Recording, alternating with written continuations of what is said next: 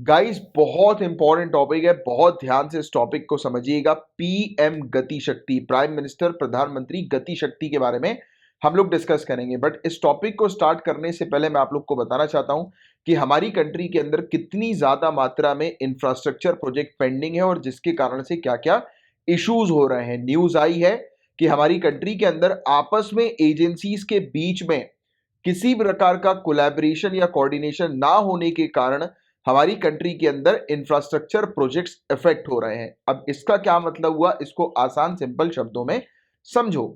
Guys आप लोग को पता होगा कि आपके घर के आसपास कोई भी रोड वगैरह होगी, आपके शहर में कोई रोड होगी, बार बार उस रोड को तोड़ा जाता है। रोड को तोड़कर पानी की पाइपलाइन जो है वो बिछाई जाती है। सभी लोग वाकिफ हो इस चीज से कि आपके घर के आसपास रोड, हमेशा रोड बनता है, फिर रोड तोड़ते हैं, ये पाइपलाइन डालते हैं, कभी पानी की पाइपलाइन डाल रहे हैं, कभी गड्ढा कर रहे हैं। तो आप जानते हैं कि किस प्रकार से हर बार ये नाटक होता है। अब ये गड्ढा क्यों हो रहा है, उसकी वजह क्या है? उसकी वजह है कोऑर्डिनेशन की कमी। अगर जल शक्ति मंत्रालय, जल शक्ति मिनिस्ट्री की अगर मैं बात करूं, पानी के लिए इन्वॉल्व है, वाटर के लिए इन्वॉल्व है। अगर हम बात करें एग्जाम्पल के तौर पर, ये मिनिस्ट्री पानी के लिए इन्वॉल्व है। और ministry of road transport and highway आप लोग जानते हैं कि रोड बनाने के लिए इन्वॉल्व है। इन जनरल सेंस में समझने के लिए आप समझो, तो अब रोड बनाने वाली एजेंसी और पानी की पाइपलाइन वाली एजेंसी, अगर इनके बीच में अगर कोऑर्डिनेशन होता तो पहले ये पाइपलाइन डलवा लेते। रोड बनाने से पहले रोड को तोड़ने की जरूरत नहीं पड़ती। नई नवीली रोड को तोड़ रहे हो फिर पाइपलाइन डाल रहे हो, भैया पहले ही डाल लो पाइपलाइन। या फिर पाइपलाइन के लिए थोड़ा सा स्पेस जो है वो दो अलग में साइड से, तो वो प्रॉपर प्लानिंग करो। तो प्रॉब्लम क्या है? प्रॉब्लम ये है कि हमारी कंट्री के अंदर एजेंसीज के बीच में कोऑर्डिनेशन नहीं है। एजेंसीज एक दूसरे के साथ कोऑर्डिनेट करके, कोलैबोरेट करके काम नहीं कर रही है, मिलकर काम नहीं कर रही है, इसीलिए ये नुकसान हो रहा है। अब आप खुद सोचो कि टैक्स पेयर का इतना ज्यादा पैसा रोड को बनाने में आप लगा रहे हो, फिर उसके कुछ ही समय में रोड को बिना यूटिलाइज किए नई नवीली रोड को आप तोड़ डाल रहे हो, फिर उसको बना रहे हो, तो पैसा खर्च हो रहा है कि नहीं हो रहा? पब्लिक का पैसा। तो इसी चीज को हमें ठीक करना है, इन प्रॉब्लम्स को ठीक करना है। ये तो एक छोटा सा मैंने एग्जांपल दिया, और भी बहुत सारी चीजें हैं। कई केसेस में प्रोजेक्ट्स डिले होते हैं बहुत ज्यादा हमारे यहाँ पे। आप भी जानते हैं कि आपके शहर में अगर हम बात करें किसी फ्लाईओवर की या रोड बनाने की, कितना टाइम लग जाता है इनको काम कंप्लीट करने में, बहुत टाइम लगता है। पब्लिक सेक्टर की अगर हम लोग बात करें तो, राइट, क्यों टाइम लगता है? उसके पीछे की वजह क्या है? काफी सारे लोग बोलेंगे करप्शन है सर, करप्शन। करप्शन है भाई, करप्शन वजह है, बट एक्चुअल वजह क्या है? आप कॉमन मैन नहीं हो, कॉमन मैन बोलेगा करप्शन, आप ब्यूरोक्रेट्स हो। आने वाले मतलब समय में आईएएस आईपीएस ऑफिसर बनोगे तो आपको एग्जैक्टली मेन वजह पता होनी चाहिए। डिले क्यों होता है? डिले होता है, स्टे लग जाता है, राइट। आपने रोड के प्रोजेक्ट के लिए पैसा निकाल लिया, रोड को बनाने के लिए आपने जो है वो पत्थर गिट्टी ईंट लेबर सब अरेंज कर लिया, राइट, मतलब मटेरियल, रॉ मटेरियल एग्जांपल के तौर पर। बात को समझना, एक रोड है, ठीक है, अभी अब इस रोड को जो है वो बनाना है, पूरा मटेरियल जो है वो लाकर खरीद लिया, राइट। अब क्या हुआ? अब अचानक से जो है वो स्टे लग गया इस रोड के बनाने के ऊपर। किस चीज को लेकर स्टे लग गया? अतिक्रमण को लेकर स्टे लग गया। यहां पर कुछ लोगों की प्रॉपर्टी थी जिन्होंने क्या कर दिया, जिन्होंने कोर्ट में जो है वो चले गए कि इनको जो है वो मुआवजा नहीं मिला या जो भी XYZ फैक्टर, तो ये कोर्ट में चले गए, स्टे लग गया। भैया पहले रोड बनाने से पहले ये सब जो प्रॉब्लम्स है पहले वो रिजॉल्व करो, जो लूप होल्स हैं उसको ठीक करो, पहले परमिशन लो। पता लगे आपने रोड बनाने के लिए पैसा निकाल लिया, मटेरियल ले लिया, फिर कुछ समय बाद जो है वो ministry of environment forest and climate change से वो आ रहा है, संदेश आ रहा है कि भैया ये यहाँ पे रोड बनाया नहीं जा सकता क्योंकि यहाँ पर तो नेशनल पार्क है। Getting my point? कि आप यहाँ पे पेड़ नहीं काट सकते, यहाँ पे रोड नहीं बना सकते। आपने क्या किया? ऑलरेडी रोड बनाने के लिए पूरा मटेरियल लिया है, लेबर्स वगैरह को बुक कर दिया। मतलब कि आपने क्या किया? आपने रोड बनाने का रॉ मटेरियल लाकर ऐसे ही पड़ा छोड़ दिया, और फिर बाद में पता लग रहा है कि ये रोड बन नहीं सकती, तो क्या हुआ? नुकसान हुआ कि नहीं हुआ? रॉ मटेरियल का हुआ कि नहीं हुआ? बताओ। कई केसेस में ये रॉ मटेरियल चोरी हो जाते हैं, और नहीं भी होते तो ऑन पेपर ये लिखवा देते हैं, तो ये घोटाले हम लोग को देखने को मिलते हैं, वो एक अलग बात है। बट कहने का मतलब यह है कि आप कोई भी इंफ्रास्ट्रक्चर प्रोजेक्ट अगर बना रहे हो, स्टैब्लिश कर रहे हो, तो उससे पहले आप पूरी परमिशन लो, पहले हर एक क्लियरेंस लो। पता लगे थोड़े समय बाद पता लगता है कि एनवायरमेंट क्लियरेंस ही नहीं मिला भैया, तो आपने तो सरकार का छोड़िए, पब्लिक का पैसा, टैक्स पेयर का मनी जो है वो बर्बाद कर दिया आपने। समझ में आ रही है बातें कि नहीं आ रही है आप लोगों को? तो चीज समझनी है मेन अंडरस्टैंडिंग डेवलप करनी कि क्या कारण होते हैं प्रोजेक्ट के डिलेज होने के। एनवायरमेंट क्लियरेंस नहीं हो पाता, अलग अलग परमिशन जो है वो नहीं मिल पाती। अब इसके कारण क्या है, इसके कारण बहुत लॉसेस होते हैं, काफी लॉसेस होते हैं। मेन फोकस है लॉसेस के ऊपर, क्योंकि लॉसेस अगर नहीं होंगे तो कोई प्रॉब्लम नहीं जाएगी। ठीक है, अगर रोड जो है वो बनने से रुक गया, इट्स ओके, एनवायरमेंट क्लियरेंस मिलेगा, तब ये प्रोजेक्ट को हम कंटिन्यू कर सकते हैं। बट आपने प्रोजेक्ट को शुरू कर दिया फिर रोक रहे हो। बट यही अगर आपस में मिनिस्ट्रीज के बीच में कोऑर्डिनेशन होता, संपर्क होता है एक दूसरे के साथ, तो क्या ये प्रॉब्लम्स आती? नहीं आती। और दूसरी बात, अगर आप प्रोजेक्ट को शुरू कर रहे हो तो पहले क्लियरेंस ले लीजिए हर जगह से, उसके बाद प्रोजेक्ट को जो है वो शुरू करिए। बट ऐसा हमारी कंट्री के अंदर नहीं होता है, और यही चीज ठीक करने के लिए ये प्रधानमंत्री गति शक्ति, एक नेशनल मास्टर प्लान हम लोग को देखने को मिल रहा है। अब बात आप समझे, एक बेस क्रिएट हो गया होगा कि प्रधानमंत्री गति शक्ति का काम क्या होगा। तो यही चीज आपको करनी है, सिविल सर्विसेज की पढ़ाई के दौरान एक अंडरस्टैंडिंग बिल्डअप करनी है। तो पहला पॉइंट आपको क्लियर है कि कोऑर्डिनेशन और कोलैबोरेशन एजेंसीज के अमंग जो हम लोग को देखने को मिलता है, वो एक बहुत बड़ा चैलेंज है हमारी कंट्री के अंदर इंफ्रास्ट्रक्चर प्रोजेक्ट को इंप्लीमेंट करने के लिए। बहुत बार इन परियोजना, इन प्रोजेक्ट्स को समय की अधिकता का सामना करना पड़ता है, जिससे महत्वपूर्ण लागत में वृद्धि होती है। कई बार हम लोग देखते हैं कि ये प्रोजेक्ट जो है वो निकल जाता है, टाइम ड्यूरेशन इनका निकल जाता है, बहुत डिले हो जाते हैं प्रोजेक्ट, इसके कारण से प्राइसेस बढ़ जाते हैं। प्राइसेस कैसे इंक्रीज होते हैं, मैंने आपको ऑलरेडी बता दिया, वेस्ट, नुकसान होता है, ये लॉसेस हैं। अब लॉसेस की भरपाई के लिए पैसा लगाना पड़ता है, तो ये क्या हुआ, प्राइसेस इंक्रीज हो रहा है उस प्रोजेक्ट के, ओवरऑल प्रोजेक्ट के। क्योंकि जिस प्रोजेक्ट का रॉ मटेरियल आपने पहले ही खरीद लिया और रॉ मटेरियल चोरी हो गया या खराब हो गया, और फिर बाद में प्रोजेक्ट को तो बनाना ही है, फिर से आप रॉ मटेरियल खरीदोगे, तो ये ओवरऑल प्रोजेक्ट की कॉस्ट इंक्रीज हो रही है कि नहीं हो रही? हो रही है, राइट। और हमारी कंट्री के अंदर पेंडिंग प्रोजेक्ट्स की ओवरव्यू की बात करें गाइस, तो ministry of statistics and programme implementation ने ये चीज बताई है कि 2021 के बिगिनिंग में 1687 यूनियन गवर्नमेंट के प्रोजेक्ट जो है वो अंडर इंप्लीमेंटेशन है, जिनकी वैल्यू 21.45 लाख करोड़ रुपीस बताई जा रही है, राइट। और नियरली 20% इनकी जो कॉस्ट है उसमें वृद्धि हो गई है because of wastage, right, because of delay, right. तो ये चीज हम लोग को देखने को मिली। और रीजंस क्या है डिले का?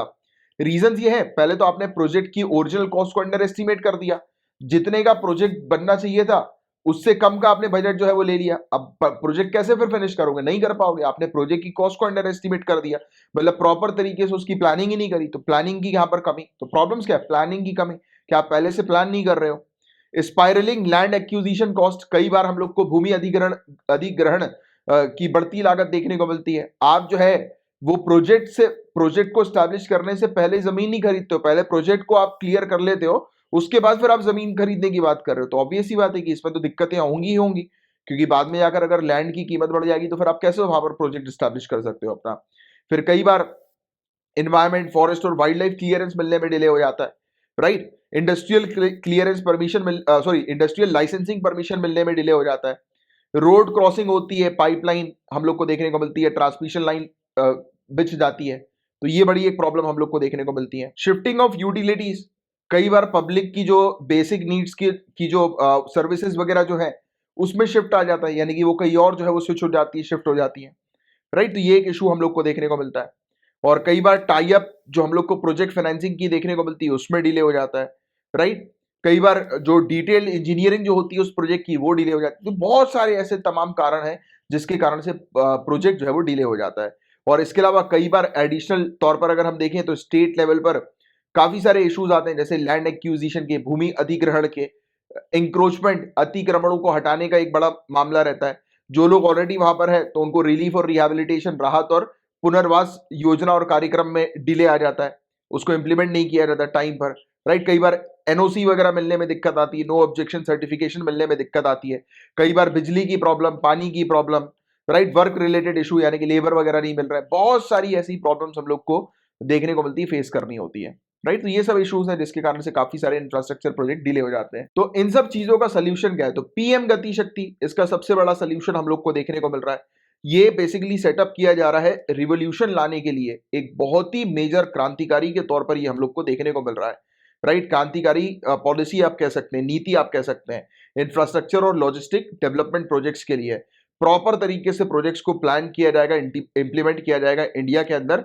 और जो भी प्रॉब्लम्स हम लोग को देखने को मिल रही है मैक्रो प्लानिंग और माइक्रो प्लानिंग या माइक्रो इम्प्लीमेंटेशन के बीच में, तो उसको उस गैप को फुलफिल किया जाएगा। मतलब कि सिंपल तौर पर जो अभी चीज हमने समझी थोड़ी देर पहले कि आपस में जो एजेंसीज हैं, मिनिस्ट्रीज हैं, उनके बीच में कनेक्टिविटी नहीं है, तो सबसे पहला काम पीएम गति शक्ति का यही है कि आपस में मिनिस्ट्रीज के बीच में कोऑर्डिनेशन, कोलैबोरेशन करना। पीएम गति शक्ति को 2020 में लॉन्च किया गया था। ये एक डिजिटल प्लेटफॉर्म है, point number 1 to be noted, digital platform जो कि कनेक्ट कर रहा है 16 मिनिस्ट्रीज को। तो 16 मिनिस्ट्रीज याद रखना, पहला पॉइंट डिजिटल प्लेटफॉर्म, दूसरा पॉइंट 16 मिनिस्ट्रीज, जिसमें रोड एंड हाईवेज हैं, railway, shipping, gas, petroleum, power, telecom, shipping, aviation. तो ये बहुत सारी ऐसी तमाम जो मिनिस्ट्रीज हैं, 16 मिनिस्ट्रीज वो इन्वॉल्व है। इसका मेन एम ये है कि इंश्योर करना holistic planning and execution of infrastructure project को, यानी कि सभी मतलब जो पॉइंट्स हैं, सभी डोमेन जो है एक प्रोजेक्ट से रिलेटेड, उन सबको इंक्लूड करके, जैसे कि रोड बन रही है तो वही पाइपलाइन वाली जो प्रॉब्लम, पीने के पाइपलाइन वाली प्रॉब्लम, तो जब रोड बन रही है तो पहले वाटर डिपार्टमेंट से कांटेक्ट करो, ministry of environment, forest and climate change से कांटेक्ट करो। यानी कि प्रोजेक्ट बनने या स्टार्ट होने से पहले आप सभी जितनी भी मतलब मिनिस्ट्रीज है जो एसोसिएटेड किसी ना किसी तरीके से उस प्रोजेक्ट से रिलेटेड, तो सबसे पहले क्लियरेंस ले लो और उसके बाद प्रोजेक्ट शुरू करो, क्योंकि तब जब प्रोजेक्ट शुरू होगा तो प्रोजेक्ट जो है सिर्फ वन गो में जो है वो शुरू होगा, जल्दी से जल्दी वो फिनिश हो सकेगा और किसी भी प्रकार की उसमें डिले, रुकावट नहीं होगी। राइट? तो ये मेन चीज इसकी हम लोग को देखने को मिलती है। मेन एम ये है कि बूस्ट करना मल्टी मोडल कनेक्टिविटी को और लॉजिस्टिक कॉस्ट को जो है वो नीचे लेकर आना। Multi modal connectivity, multi modal का मतलब मल्टी मोड, और कनेक्टिविटी यानी कि हम लोग को क्या चीज देखने को मिल रही है कि हर एक, जैसे रेलवेज, रोडवेज, राइट, वाटरवेज, तो इस प्रकार की मल्टी मोडल कनेक्टिविटी लेकर आना। इससे लॉजिस्टिक कॉस्ट जो है वो रिड्यूस होगी, यानी कि जो लागत, जो उस प्रोजेक्ट के लिए जो लागत लगेगी, यानी कि रॉ मटेरियल, सामान जो लगेगा, मल्टी मॉडल कनेक्टिविटी के कारण वो सामान की कॉस्ट भी जो होगी वो कम हो जाएगी, शिपिंग कॉस्ट कम हो जाएगी।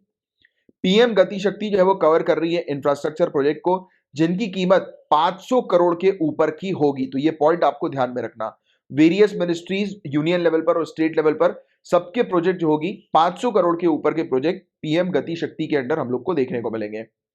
Bharatmala, Sagarmala, inland waterways, dryland ports, उड़ान स्कीम, राइट। तो ये सब चीजें हम लोग को देखने को मिल रही है कि इस प्रकार की जो बड़ी बड़ी स्कीम्स हैं 500 करोड़ या उससे ऊपर की लागत की, तो ऐसे प्रोजेक्ट्स स्कीम के तहत, तो वो सभी के सभी पीएम गति शक्ति के अंडर हम लोग को देखने को मिलेंगे। पीएम गति शक्ति, जैसे मैंने आपको बताया कि एक डिजिटल प्लेटफॉर्म होगा, यानी कि एक वेबसाइट होगी जहां पर बताया जा रहा है कि 200 layer of geo spatial data होंगे। 200 लेयर जियो स्पेशियल डेटा के, मतलब मान के चलिए कि प्रोजेक्ट बनने से पहले उस प्रोजेक्ट का पूरा मतलब एक आप कह सकते हैं कि प्रोजेक्ट का पूरा ब्लूप्रिंट तैयार किया जाएगा, पूरा ब्लूप्रिंट प्रॉपर तरीके से चेक किया जाएगा जियो स्पेशियल डेटा के माध्यम से कि वहां पर उसके ग्राउंड पर, यानी कि नीचे जमीन पर और कुछ चीजें तो नहीं है, उसके आसपास एरियाज पे क्या क्या चीजें जो कि उस प्रोजेक्ट को अफेक्ट कर सकती हैं, पहले पूरी उस प्रोजेक्ट की स्टडी की जाएगी, यानी कि प्रॉपर प्लानिंग, जिसकी कमी अभी तक हम लोग को देखने को मिल रही थी। राइट? इसके अंदर roadways, railways, highway, toll plaza सब कुछ इन्वॉल्व होगा, हर प्रकार का इंफ्रास्ट्रक्चर इसके अंदर जो ऑलरेडी है, तो वो डेटा शो करेगी और जो हमें बनाना है तो उसकी प्लानिंग करने में इन सब डेटा से मदद मिल सकेगी। राइट? पूरी ज्योग्राफिकल इंफॉर्मेशन की वहां पर किस प्रकार के फॉरेस्ट है, रिवर्स है, डिस्ट्रिक्ट की बाउंड्रीज क्या है, तो ये सब उस प्रोजेक्ट को प्लान करने में काफी मददकारी होंगी और उस प्रोजेक्ट का क्लियरेंस अलग अलग मिनिस्ट्री से जल्द मिल जाए तो उसमें भी काफी हेल्पफुल होंगी। और ये वेबसाइट जो होगी गाइस अलाउ करेगी अलग अलग गवर्नमेंट डिपार्टमेंट्स को कि वो ट्रैक कर सकते हैं रियल टाइम बेसिस पर कि उनका प्रोजेक्ट जो है वो किस प्रोग्रेस से बढ़ रहा है आगे। और ऑब्जेक्टिव यही है कि इंश्योर करना कि हर एक डिपार्टमेंट के पास जो है वो एक दूसरे की एक्टिविटी का चेक रहे, मतलब कि एक डिपार्टमेंट दूसरे डिपार्टमेंट के प्रोजेक्ट्स पर जो है वो निगरानी रख सके, चेक कर सके कि अगर कोई लूपहोल उनको नजर आ रहा है तो उसको दूसरे डिपार्टमेंट फुलफिल कर सके। राइट? तो ये चीज हम लोग को देखने को मिलेगी, यानी कि प्रॉपर प्लानिंग कोलैबोरेशन के तहत सभी मिनिस्ट्रीज के भी साथ, सभी डिपार्टमेंट्स के साथ, और इसी के माध्यम से अलग अलग डिपार्टमेंट जो होंगे वो अपने अपने प्रोजेक्ट को प्रायोरिटाइज कर सकेंगे कि उनके लिए कौन सा प्रोजेक्ट जो है वो प्रायोरिटी पे रखना है, और इससे लास्ट माइल कनेक्टिविटी बूस्ट होगी और लॉजिस्टिक कॉस्ट जो है वो कम हो जाएगा। राइट? रसद लागत जो है वो कम करेगा ये, और इसकी काफी ज्यादा आवश्यकता है गाइस, क्योंकि हमारे पास इंफ्रास्ट्रक्चर के मामले में बहुत ही पुअर प्लानिंग है। इसमें अगर हम नई रोड भी बना रहे हैं तो आपको पता ही है कि इसमें बार बार वाटर डिपार्टमेंट जो है वो पानी बिछाने के लिए, यानी कि पानी की लाइन जो है वो बिछाने के लिए बार बार जो है वो रोड्स को तोड़ती है, नई नई सड़कों को तोड़ती है, जिसका एग्जाम्पल हमने स्टार्टिंग में ही लिया था, राइट। और इसके कारण रोड इंफ्रास्ट्रक्चर बहुत बुरी तरह से जो है वो अफेक्ट होता है। और लॉजिस्टिक कॉस्ट भी इंडिया के अंदर बहुत ज्यादा है। इंडिया की जीडीपी का 13 से 14% लॉजिस्टिक कॉस्ट है, और डेवलप्ड कंट्री में 7 से 8% ही मात्र लॉजिस्टिक कॉस्ट हम लोग को देखने को मिलती है।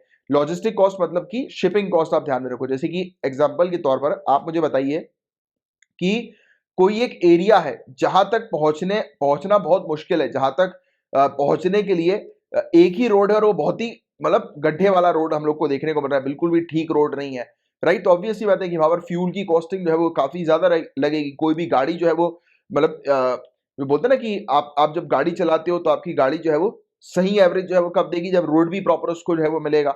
अगर बार बार गड्ढे होंगे, बार बार ब्रेकिंग होगी, लोड जब इंजन पे पड़ेगा तो कहां से एवरेज देगी। फ्यूल जो है वो काफी ज्यादा लगेगा। अब जब कोई सामान अगर आ रहा है और ऐसे बेकार रोड के माध्यम से आ रहा है जिस जगह पर पहुंचने के लिए कनेक्टिविटी नहीं है, तो ऑब्वियस ही बात है सामान की कॉस्ट इंक्रीज होगी कि नहीं होगी। तो यानी कि लॉजिस्टिक कॉस्ट इंक्रीज हो रही है, शिपिंग वाली कॉस्ट इंक्रीज हो रही है। तो हमें इन सब लागतों को कम करना है। और दूसरी बात, मैंने आपको अभी स्टार्टिंग में बीच में क्या बताया था कि मल्टी मोडल प्रोजेक्ट्स है, अलग अलग मोड पर फोकस करना है कि वाटरवेज, रेलवेज, राइट, रोडवेज, इनके माध्यम से जो गुड्स है, सामान जो है वो जल्द से जल्द पहुंच सके। तो क्योंकि सामान पहुंचेगा तभी तो लॉजिस्टिक कॉस्ट कम होगी। डेवलप कंट्री में लॉजिस्टिक कॉस्ट काफी कम है, 7 से 8% है, हमारे यहाँ 13 से 14%, जस्ट डबल। और हाई लॉजिस्टिक कॉस्ट जो होती है वो स्ट्रक्चर के कॉस्ट भी इंक्रीज करती है, क्योंकि आप अगर रोडवेज वगैरह बना रहे हो, कोई बिल्डिंग वगैरह बना रहे हो, तो उसके मतलब बिल्डिंग बनाने के लिए जो रॉ मटेरियल आएगा तो वो गाड़ियों के माध्यम से आएगा, तो वो कॉस्ट तो इंक्रीज होगी ही ना फिर, अगर ऑब्वियस ही बात है लॉजिस्टिक कॉस्ट बढ़ी हुई है तो, राइट। तो इसलिए कई केसेस में हम लोग को देखने को मिलता है कि एक्सपोर्टर्स के लिए भी काफी महंगा होता है कि अपने मर्चेंडाइज वगैरह को जो है वो बायर्स तक पहुंचाना उनके लिए महंगा पड़ जाता है, क्योंकि ऑब्वियस ही बात है कि उनको एक तो कंपटीशन compete करना है, और वो किस चीज के माध्यम से अपने प्रोडक्ट की कॉस्ट को कम कर सकेंगे, इन्हीं सब चीजों के माध्यम से, राइट। अगर प्रॉपर इंफ्रास्ट्रक्चर होगा, कनेक्टिविटी अच्छी होगी, तो प्रोडक्ट की कॉस्ट भी जो है वो कम हो जाएगी, घट जाएगी, राइट। तो ये चीज है। अरे मैं आपको और अच्छा एग्जांपल देता हूँ।